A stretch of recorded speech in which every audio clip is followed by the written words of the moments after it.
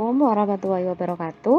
Ketemu lagi sama Bu Una. Pada kesempatan kali ini Bu Una akan menjelaskan tentang genetika. Atau di buku kalian coba dibuka halaman 57, bab 5 pewarisan sifat pada hukum Mendel. Jadi secara garis besar yang kita pelajari adalah genetika. Kalian pasti ingat ya, genetika itu mencakup semua hal tentang pewarisan sifat. Pewarisan sifat. Maksudnya apa? Nah, kalian anak itu kan hasil persilangan atau pewarisan sifat dari ayah dan dari ibu. Jadi ada beberapa sifat ayah yang menurun ke kalian atau beberapa sifat ibu yang menurun ke kalian. Ya, contohnya ada anak yang rambutnya keriting. Anak. Nah, ini kan menurun ke anak. Jadi, sifat dari anak itu turunan dari ayah dan juga ibu. Ini semua dibahas di sini. Contohnya tadi, anaknya rambutnya keriting. Rambut keriting. Ya. Nah, rambut ayahnya ini lurus. Sedangkan rambut ibunya ini keriting. Sangat mungkin anaknya nanti yang dilahirkan juga rambut keriting. Hal ini juga berlaku untuk warna kulit. Warna kulit ada yang coklat, sawo matang. Kalau Indonesia sawo matang. Bagaimanapun juga, walaupun mau pengen kulit yang putih bersih seperti bule ya, bukan gennya, walaupun bisa diusahakan melalui treatment apapun itu, tapi gennya memang warna coklat ya, seterusnya akan warna coklat. Bisa putih, tapi nah, kalau putih mungkin tidak ya, tapi cerah mungkin ya, karena semua ini dipengaruhi oleh ini, genetik. Oke, kita buka halaman 57. Ada beberapa istilah yang harus kalian ketahui sebelum masuk ke pembahasan hukum Mendel. Siapa sih Mendel itu sebenarnya? Di video kemarin sepertinya sudah ada ya, yang disebut sebagai Bapak Genetika. Bapak Genetika, karena dia yang mencetuskan beberapa hukum yang digunakan dalam ilmu genetika. Bapak Genetika itu adalah Gregor Mendel. Ya. Di dalam hukum Gregor Mendel ada nanti hukum 1 Mendel,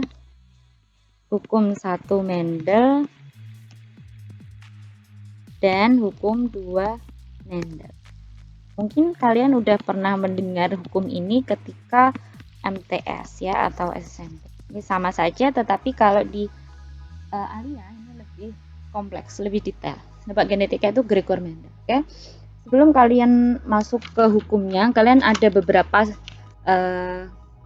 istilah yang harus kalian pahami ya. Coba dibuka halaman 57, kalian simak ya. Yang pertama ada P. P itu adalah parental. Parental atau parent itu berarti induknya. Atau video ini bisa nanti kalian langsung salin di buku catatan juga bisa, tergantung kalian nanti mudahnya. Yang kedua ada F. F itu filial. Filial itu keturunan.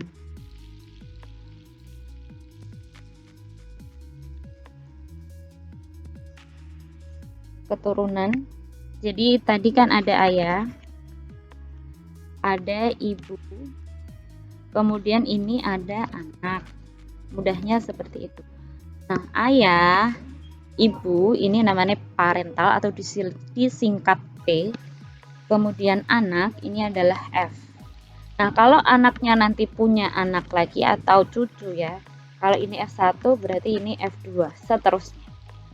Jadi ada P, parental, induk, F1, F2 ya.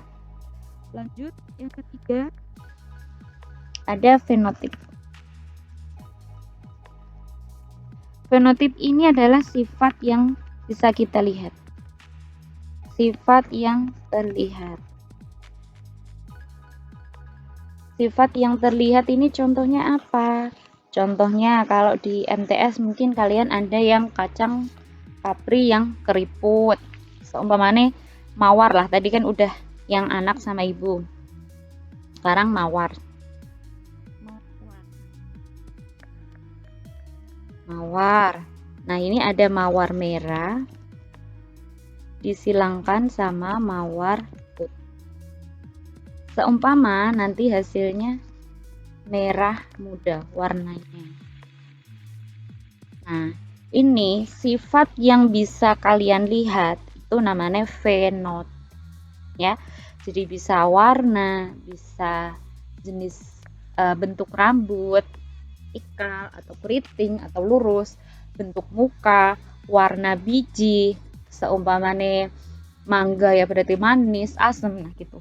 Sifat yang terlihat. Kemudian selanjutnya ada genotip.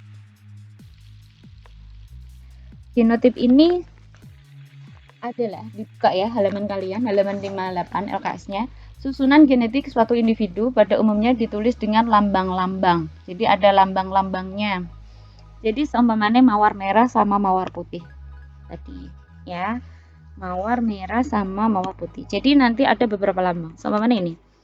M besar ini mewakili mawar merah disilangkan dengan M kecil, M kecil, M kecil atau mawar putih. Nanti anaknya M besar, M kecil.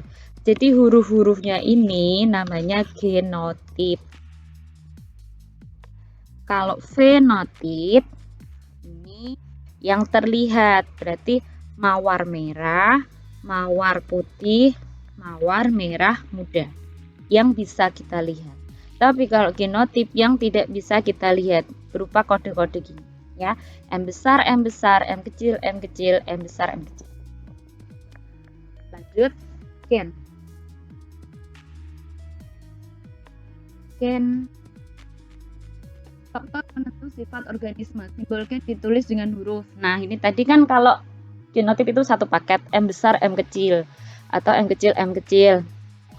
Nah, kalau gennya itu yang satunya, satu bagiannya. Ini kan dua bagian, M besar, M besar. Contohnya M besar ini merah. M kecil ini putih ya. Gen itu yang menentukan sifatnya. Kemudian alel. Pasangan gen yang terletak pada lokus yang bersesuaian pada kromosom homolog. Ya, kromosom homolog. Kromosom tahu ya. Dulu kan tak ulang ya. Ada DNA. DNA kemudian berkumpul-kumpul jadi kromatin, kromatin jadilah suatu kromosom. Kromosom nanti kan ketemu sama kromatid ya. Nah, ini nanti kan berpasangan ini sama ini. Nah, itu namanya gen. Oke. Jadi yang ini ketemu sama ini karena nanti kan kromosom sama mana X ketemu sama Y gitu ya. Jadi bergabung gitu loh. Itu namanya alel.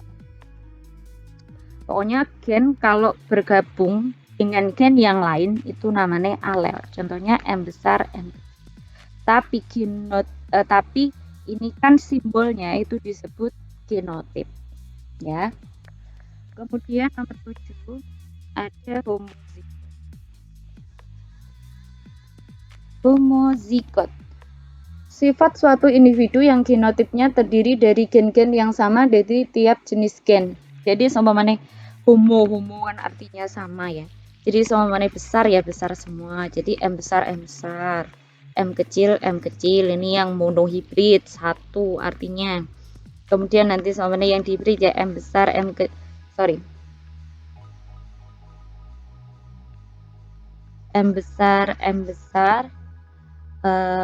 K besar contohnya ini. Atau nanti ada M kecil, K kecil. Pokoknya kalau nggak besar semua,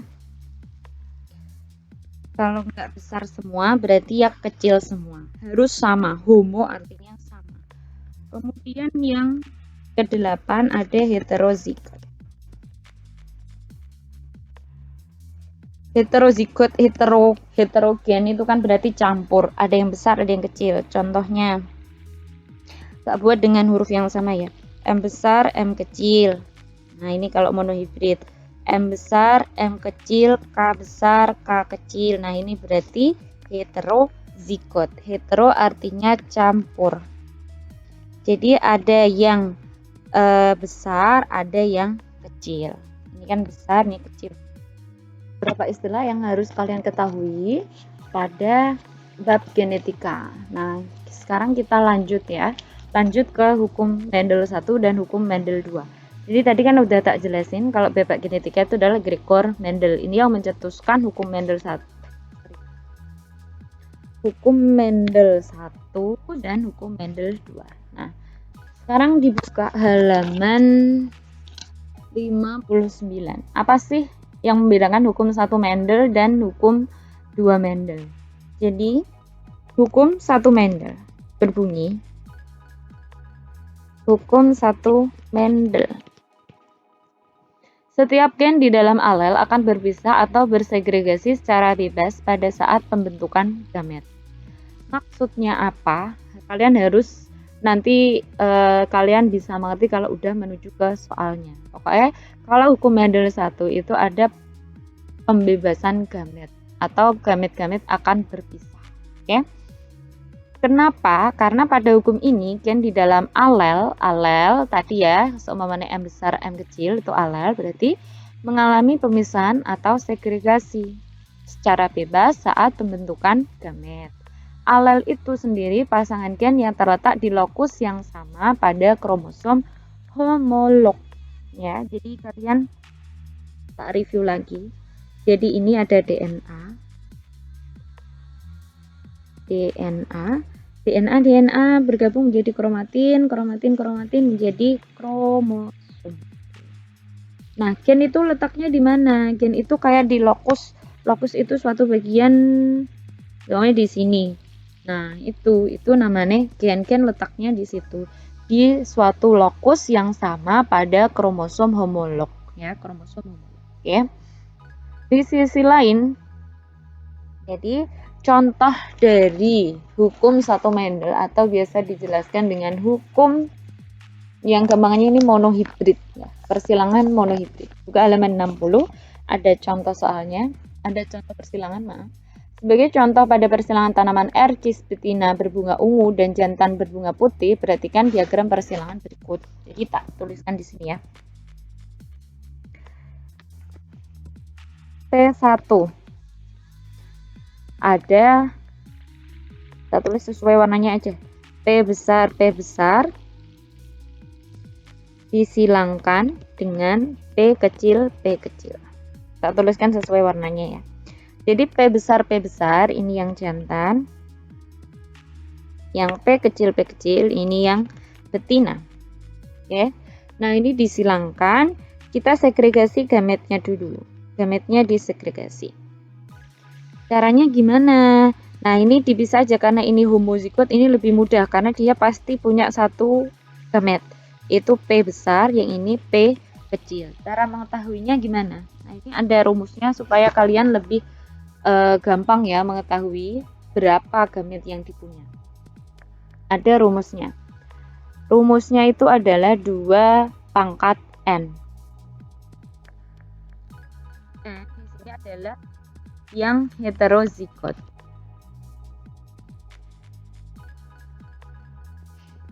Gen alel yang heterozigot yang terdiri dari gen dominan dan suatu gen resesif.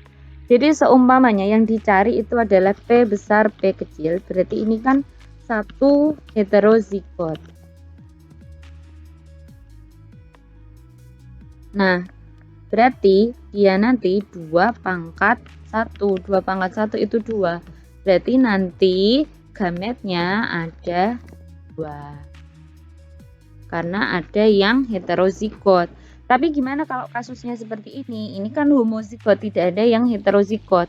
Berarti P besar, ini kan tidak ada yang heterozigot. Berarti kan 2 pangkat N. Kan tadi N-nya karena nggak ada, berarti kan 0. 2 pangkat 0. Pangkat 0 itu 1. Berarti gametnya hanya ada 1, sesuai ini. Berarti ini apa? Ini kan adanya P besar aja. Nah, itu berarti gametnya. Ini P kecil aja. Nah, itu berarti gametnya. Itu ya. Nah, P besar tadi mewakili sifat warna ungu. Kalau P kecil warna putih. Oke.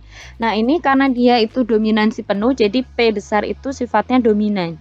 Setiap ada P besar, P kecil tidak terlihat. Kayak gitu. Nah, ini disilangkan. F1 anakannya ini jadinya P besar P kecil. Udah adanya apa itu ditulis di sini berarti. Ya, karena dia yang monohibrid. Monohibrid itu satu sifat. Oke. P besar P kecil berarti kalau P besar P kecil ini warnanya apa? Ini adalah warna ungu. Kenapa? Karena persilangannya dominansi penuh. Jadi setiap kalian memecahkan suatu soal, kalian lihat ini dominansi penuh atau intermediate atau apa, itu harus kalian tahu ya. Kenapa dia ungu? Karena ada P besar di sini. P besar sifatnya dominan. Jadi setiap ada P besar, sifat dari P kecil tidak terlihat atau tertutup oleh P besar. Karena P besar dominan. Oke, sekarang lanjut. F1 disilangkan dengan sesamanya. F1 dikali F1 berarti P besar P kecil disilangkan dengan P besar P kecil. Tadi kalian udah tak kasih tahu caranya gimana memunculkan gametnya, gimana cara memisahkan gametnya ini. Karena ini P besar P kecil, berarti kan ada yang heterozigot, berarti ini satu kan yang heterozigot. P besar P kecil, berarti 2/1, berarti 2 gamet. Apa aja ya ini? P besar dan P kecil. Ini juga sama P besar dan P kecil. Nah, ini disilangkan aja. Kalau mau cara mudah seperti ini, langsung. Berarti anaknya nanti P besar P besar, P besar P kecil, P besar P kecil. Kalau ada yang besar, tulis di depan ya. P kecil P kecil. Jadi tidak P kecil P besar, tapi P besar P kecil. Nah, anaknya seperti ini. Atau kalau di LKS kalian, itu dibuat tabel. Tapi sama aja hasilnya. Kalian lebih mudah yang mana? Tuh, yang kalian kerjakan.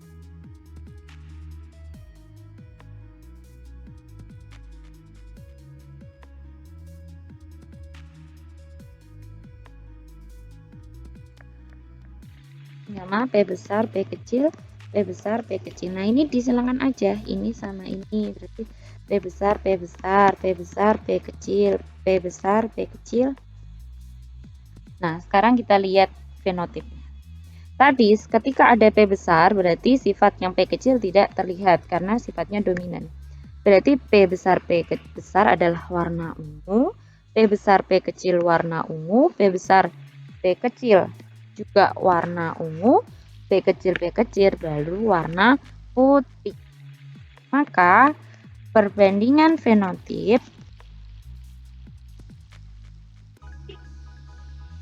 berarti fenotip kan sifat yang terlihat, berarti ada ungu banding putih berarti sama dengan 3/1. Ya, ini kan ungunya ada 1, 2, 3, berarti 3/1.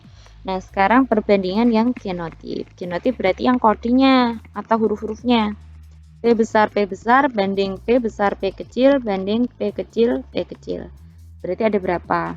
P besar 1, P besar P kecilnya 2, P kecilnya 1. 1/2/1. 3/1. Ini adalah hukum Mendel 1 atau monohibrid ya. Nah, untuk kasus selanjutnya ini sama. Yang membedakan itu intermediate sifatnya aja. Kalau tadi yang dominan kan setiap ada P besar, P kecil tidak terlihat karena P besar sifatnya dominan.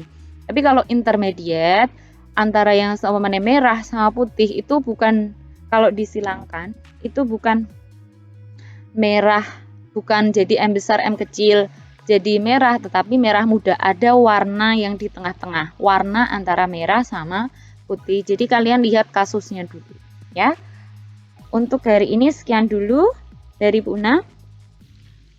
Bisa dipelajari di LKS kalian ya. Wassalamualaikum warahmatullahi wabarakatuh.